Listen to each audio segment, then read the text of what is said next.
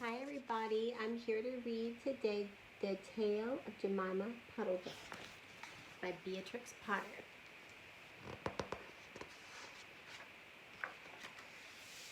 What a funny sight it is to see a brood of ducklings with a hen.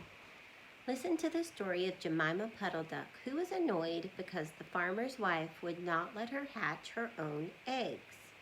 Her sister-in-law, Mrs. Rebecca Puddle-Duck, was perfectly willing to leave the hatching to someone else.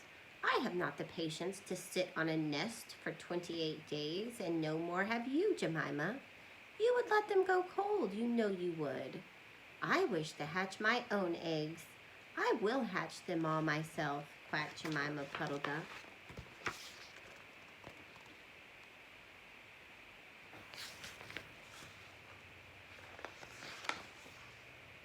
She tried to hide her eggs, but they were always found and carried off. Jemima Puddle-Duck became quite desperate. She determined to make a nest right away from the farm. She set off on a fine spring afternoon along the cart road that leads over the hill. She was wearing a shawl and a poke bonnet. When she reached the top of the hill, she saw a wood in the distance. She thought that it looked a safe, quiet spot.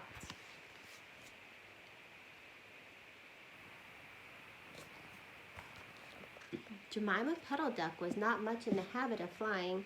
She ran downhill a few yards, flapping her shawl, and then she jumped off into the air. She flew beautifully when she had got a good start.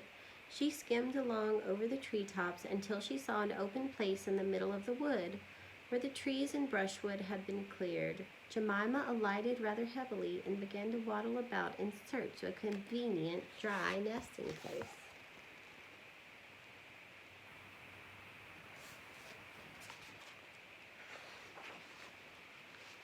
She rather fancied a tree stump amongst some tall foxgloves, but seated upon the stump, she was startled to find an elegantly dressed gentleman reading a newspaper.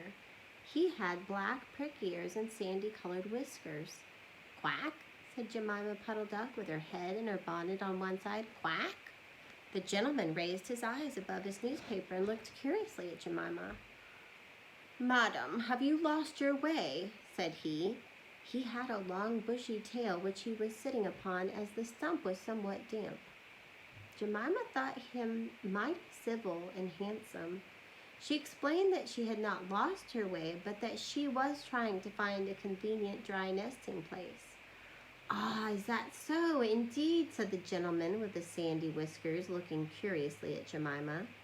He folded up the newspaper and put it in his coat-tail pocket.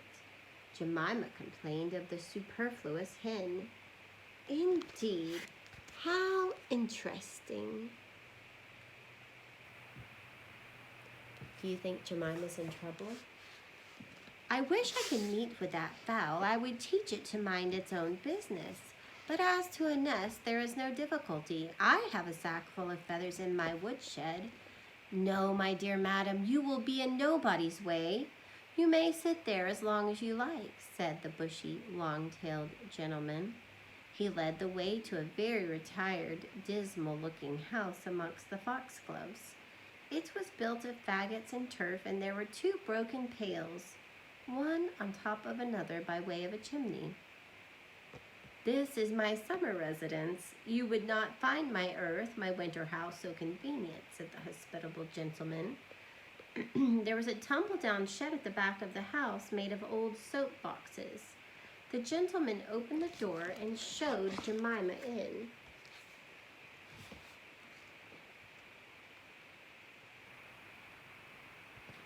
Do you think she should go in there? I don't know. The shed was almost quite full of feathers. It was almost suffocating, but it was comfortable and very soft. Jemima Puddle-Duck was rather surprised to find such a vast quantity of feathers, but it was very comfortable, and she made a nest without any trouble at all. When she came out, the sandy-whiskered gentleman was sitting on a log reading the newspaper. At least he had it spread out, but he was looking over the top of it. He was so polite that he seemed almost sorry to let Jemima go home for the night. He promised to take great care of her nest until she came back again the next day. He said he loved eggs and ducklings. He should be proud to see a fine nest full in his woodshed. Jemima Puddle-Duck came every afternoon. She laid 9 eggs in the nest. They were greeny white and very large. The foxy gentleman admired them immensely. He used to turn them over and count them when Jemima was not there.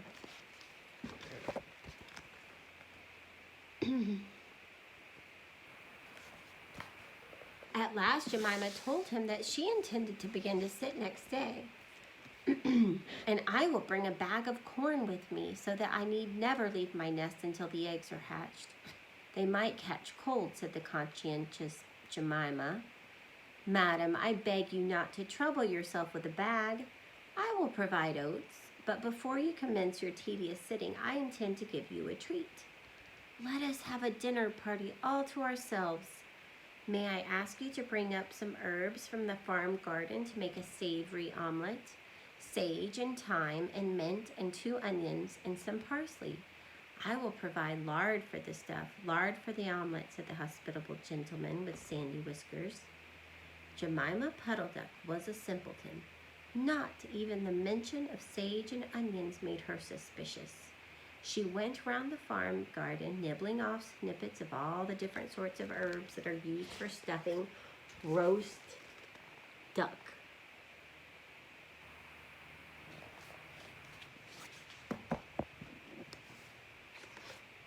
And she waddled into the kitchen and got 2 onions out of a basket. The collie dog met her coming out. What are you doing with those onions? Where do you go every afternoon by yourself, Jemima Puddle-Duck? Jemima was rather in awe of the collie. She told him the whole story. The collie listened with his wise head on one side. He grinned when she described the polite gentleman with sandy whiskers. He asked several questions about the wood and about the exact position of the house and shed. Then he went out and trotted down the village. He went to look for 2 foxhound puppies who were out at walk with the butcher.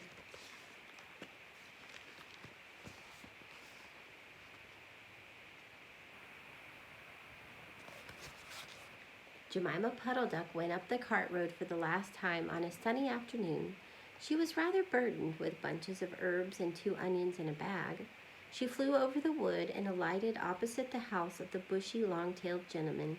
He was sitting on a log. He sniffed the air and kept glancing uneasily around the wood. When Jemima alighted, he quite jumped. Come into the house as soon as you have looked at your eggs. Give me the herbs for the omelet. Be sharp. He was rather abrupt. Jemima Puddle-Duck had never heard him speak like that. She felt surprised and uncomfortable.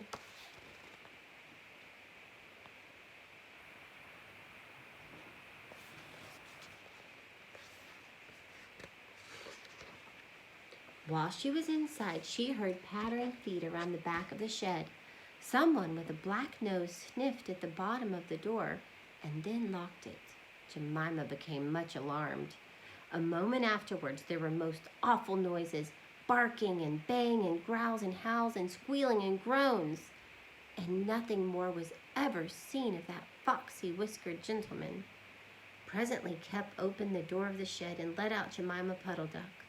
Unfortunately, the puppies rushed in and gobbled up all the eggs before he could stop them.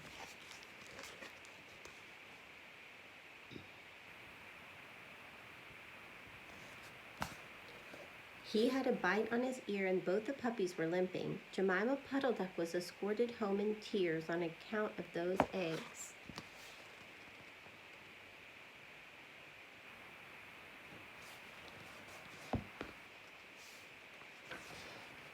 She laid some more in June and she was permitted to keep them herself, but only 4 of them hatched.